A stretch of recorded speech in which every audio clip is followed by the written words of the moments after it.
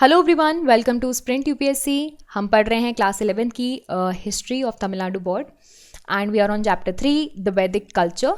सो Vedic culture में we have already discussed the original home for Aryans and the Vedic literature.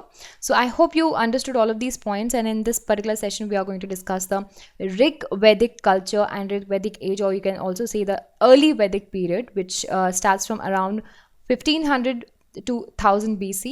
So इसमें हम इसके contents पढ़ेंगे about the political organizations, social life, economic conditions and religion. So in the upcoming part we are going to discuss the later Vedic period. So for today's session we shall start our session. So political organization की बात करते हैं rig वैदिक as और early वैदिक as के time पे. सो यहाँ पे जो बेसिक पॉलिटिकल ऑर्गेनाइजेशंस थी, यानी कि बेसिक यूनिट थी जो पॉलिटिकल ऑर्गेनाइजेशन की, उसको बोलते थे फैमिली या फिर कुल. ओके, कुला या फिर कुल, इन जनरल हिंदी में हम कुल्स को कुल बोलते हैं. बहुत से फैमिलीज और इन्हीं कुलों को आप मिला दें तो several families if are join together on the basis of the kinship to form the village of ग्राम. बहुत से फैमिलीज को आप मिला दो तो आपका विलेज ग्राम बन जाएगा.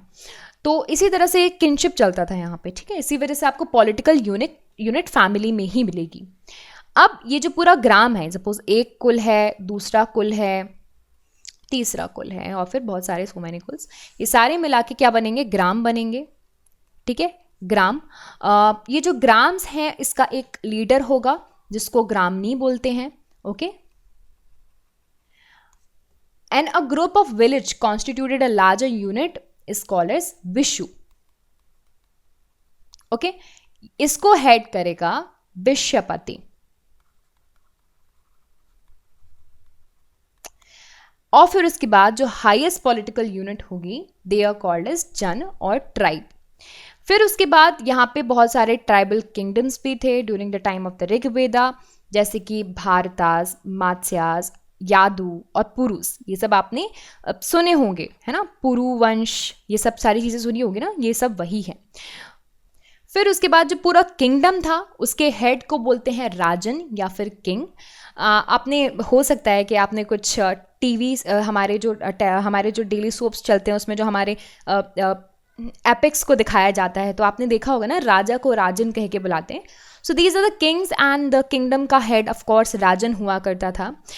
ऋग वैदिक पॉलिटी को अगर आप देखोगे तो वह आपको नॉर्मली मोनार्कियल मिलेगी और मोनार्क्स होंगे यहाँ पे. पॉलिटिकल सेशंस आपको उस तरह से जैसे आज की डेट में होते हैं ना, elections and be the best person win, ऐसा कोई सिचुएशन नहीं था. यहाँ पे किंगशिप चला करती थी एंड जो सक्सेशन हुआ करता था वो हेरिडिटरी हुआ करता था, यानी कि दशरथ का बेटा राम ही जो है किंग बनेगा, इस तरह से.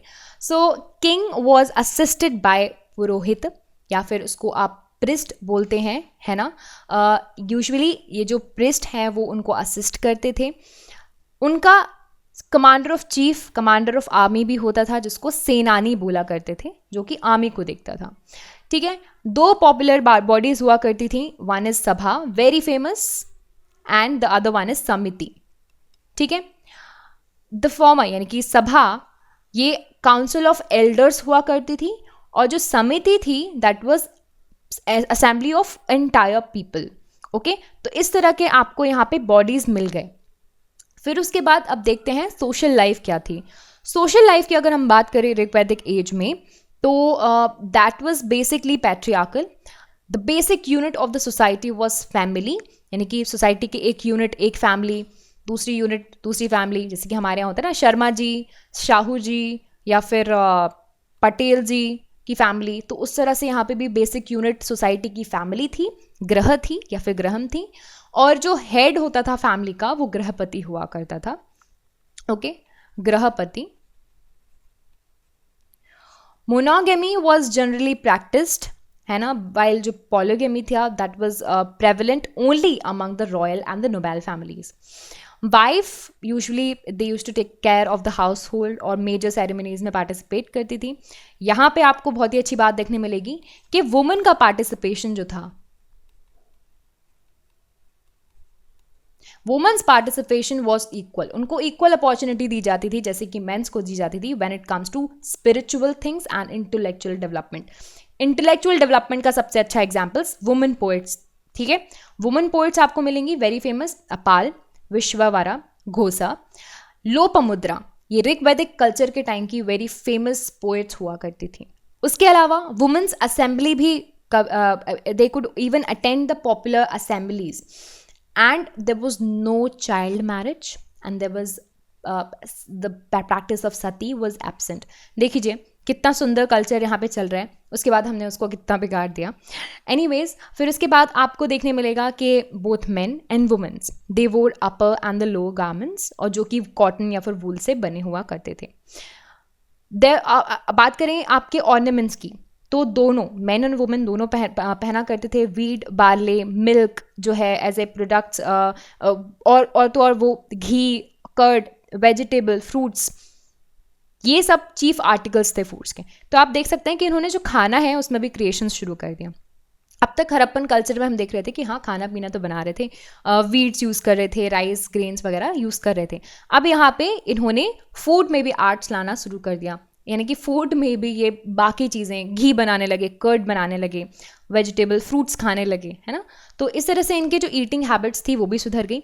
यहाँ पे आपको पता चला कि इनके जो लिविंग कंडीशंस थी, किस तरह के कपड़े पहना करते थे, वो भी पता चल गई, और कैसे सोसाइटी थी इसके बारे में हम जान चुके हैं। फिर उसके बाद ईटिंग हैबिट के बारे में और बात करें तो eating of cows meat was prohibited, क्योंकि वो एक सेक्रेड एनिमल था, गाय हमारी माता है, तो उसी तरह ये लोग माना करते थे। चैरेट रेसिंग हुआ करती थी, हॉर्स रेसिंग आपको बहुत मिल जाएगी, डाइसिंग खेला करते थे, म्यूजिक, डांस बहुत से फेवरेट पास टाइम्स में आता है। फिर उसके बाद अगर हम बात करें सोशल डिविजन्स की, तो वो रिजिड नहीं थे ऋग्वैदिक पीरियड में, बट लेटर वैदिक पीरियड में आपको ये सोशल डिविजन्स बहुत ज़्यादा रिजिड मिल जाएंगे, यानी कि पृष्ठ तो पृष्ठ, फिर अगर आप दूसरा काम कर रहे हैं, कुम्हार का काम कर रहे हैं, तो आप you are the lower caste, वहाँ से आपको कास्ट सिस्टम भी फर्दर मिलेगा, वो हम बाद में पढ़ेंगे। बट सोशल डिविजन्स इस पीरियड में, अर्ली वैदिक एज में आपको उतना ज़्यादा प्रेवलेंट देखने नहीं मिलेगा। फिर उसके बाद अगर हम बात करें इकोनॉमिक कंडीशंस की, सो ये पेस्टोरल पीपल थे, मेन ऑक्यूपेशन कैटल रियरिंग का था, तो इनके वेल्थ भी कैटल के बेसिस पे काउंट की जाती थी, जितनी ज़्यादा कैटल उतना ज़्यादा पैसा, उतना इंसान अमीर है, ठीक है। फिर जब वो परमानेंटली नॉर्थ इंडिया में सेटल होने लगे तो वो एग्रीकल्चर भी करने लगे। फिर उसके बाद उनको आयरन के बारे में पता चला, है ना, and they started using the iron and they started using to clean the forest। फिर उसके बाद और लैंड कल्टीवेशन के लिए लाने लगे। कारपेंट्री दूसरा प्रोफेशन आ गया इनके पास, है ना। वुड को जब फॉरेस्ट काटे तो जो पेड़ कटे उनका क्या यूज़ किया जाए, कारपेंट्री शुरू किया, है ना। फॉरेस्ट कटे तो एक उनको प्रॉफिटेबल प्रोफेशन बन गया दूसरा। फिर उसके बाद कारपेंटर्स चैरियट्स बनाने लगे, ब्लॉक्स बनाने लगे, है ना, जो कि आपको फर्दर एग्रीकल्चरल एक्टिविटीज़ में काम आते। Workers in metal they made a variety of articles with copper, bronze and iron as well. Spinning एक और इम्पॉर्टेंट ऑक्यूपेशन था यहाँ पे, कॉटन, वुलन प्रोडक्ट्स भी आपको यहाँ पे बने हुए मिल जाएंगे। गोल्ड स्मिथ वॉज एक्टिव, है ना, क्योंकि ऑर्नामेंट्स भी चाहिए होते थे। फिर उसके बाद पॉटर्स तो यहाँ पे एक्टिव थे ही, वेसल्स बनाने के लिए, डोमेस्टिक यूज़ करने के लिए अब सारे लोग वेसल्स यूज़ करने लगे थे। Trade was another important aspect and economic activity of that time, ठीक है। अब ट्रेड कैसे करते थे, रिवर्स के कोर्स को यूज़ किया करते थे ट्रांसपोर्टेशन के लिए, ठीक है, दिमाग आने लगा था इन लोगों में। फिर उसके बाद trade was conducted as a barter system, यहाँ पे भी बार्टर सिस्टम ही चल रहा था। लेटर टाइम्स में आपको गोल्ड कॉइन्स मिलने लगे, जिनको निक्शा बोला जाता है। फिर उसके बाद that was a medium of exchange for the large transactions. Now talking about the religion of that community, so Rigvedic Aryans वो यूजुअली नेचर को वर्शिप करते थे, जैसे कि धरती माता, फायर, विंड, थंडर, तो दे वर नेचुरल फोर्सेस को they worshipped the natural forces. फिर उसके बाद they personified these natural forces into many gods and worship them, है ना। जैसे कि मैंने आपको शुरुआत में बोला धरती माता, तो अगर हम धरती यानी कि अर्थ को प्रे कर रहे हैं तो हमने उसको माता यानी कि एक उसको पर्सोनिफाइड कर दिया, है ना। तो धरती माता की इमेज बना दी, जिसको पृथ्वी बोलने लगे। फिर अग्नि बोलने लगे फायर को, वायु बोलने लगे विंड को, वरुण को बोलने लगे रेन, और इंद्र को बोलने लगे थंडर। आप देख लीजिए ये सारी चीज़ें बहुत ज़रूरी हैं हमारे जो ह्यूमन लाइफ है उसको सस्टेन करने के लिए। अर्थ नहीं होगी तो आप होगे, फायर नहीं होगी और विंड नहीं होगी तो आपका काम कैसे चलेगा, रेन नहीं होगी तो खाना कैसे आपका यानी कि प्रोड्यूस कैसे होगा, एग्रीकल्चरल प्रोड्यूसेस कैसे होंगे। Thunder was another important aspect. तो इन सबको भगवान बना दिया। ओके फिर उसके बाद Indra was very very popular among them. Early very periods में आपको इंद्र बहुत ही फेमस गॉड थे। नेक्स्ट इन इम्पॉर्टेंस, अगर इम्पॉर्टेंस की लाइन्स पे जाए तो Agni was important and it was regarded as a intermediatory between gods and the people. बोला जाता है कि अग्नि जो होती है वो हमें कनेक्ट करती है भगवान से। आपने कभी अपने घर पे यज्ञ किए होंगे, जो यज्ञ बोलते हैं हम, सो आप आहुति जो देते हैं वो अग्नि में देते हैं ना, बिकॉज वी कंसिडर दैट कि हम उससे एक कनेक्शन लिंक जो है वो हमारे और भगवान के बीच में कनेक्शन लिंक है, यानी कि वो इंटरनेट कनेक्शन है आपके फ़ोन में और आपके भगवान के फ़ोन के बीच में। सो वही है, अग्नि को उसी तरह से जो है होल्ड किया जाता था। Varuna was suppose to be the upholder of natural order, ठीक है। And then there were also female gods, Aditi थी, उषा थी। एंड यहाँ पे एक बहुत ही अच्छा आपको फीचर देखने मिलेगा कि टेम्पल्स नहीं थे, आइडल वर्शिप नहीं हुआ करती थी अर्ली वैदिक एजेस में। अब भगवान से प्रेयर क्यों करते थे, क्योंकि उनसे हमें कुछ चीज़ चाहिए। आज की डेट में भी इसी तरह से हम प्रे करते हैं, you want something then only you remember the god, right. So in the expectations of the rewards people use to offer the gods. अब ऑफर क्या करते थे, घी, मिल्क, ग्रेन, ये सब ऑफरिंग में किया करते थे कि भाई आपको हम ये देंगे, उसके बदले में आप हमारी मन की जो है मनोकामना पूरी कर दें। सो उसी तरह से यहाँ पे हुआ करता था। The elaborate rituals were followed during that time. Okay so ये था पूरा रिलीजन आपके ऋग्वैदिक कल्चर का। Hope you understood all of this point. तो हमने अर्ली ऋग्वैदिक एज देख लिया, उसका पॉलिटिकल ऑर्गेनाइजेशन देख लिया, सोशल लाइफ देख ली, economic conditions and religious life देख ली। In the next part we will try to understand the later Vedic period, उसका भी political, economic, social and religious life देखेंगे। So stay tune for that. If you like this video you can subscribe to the YouTube channel for more videos and updates, and also you can download the Sprint UPSC app to practice book chapter and topic wise. Remember candidates, just reading books and watching videos are not going to help you out unless you practice thoroughly. So identify your mistakes and work to improve your performance, and Sprint UPSC is the perfect app to do all of this. अगर आपको video पसंद आया हो तो हमारे YouTube channel को subscribe कीजिए और वीडियोज़ एंड अपडेट्स के लिए साथ ही साथ डाउनलोड कीजिए Sprint UPSC ऐप। यहाँ पर आप अपनी books chapter and topic wise practice कर सकते हैं।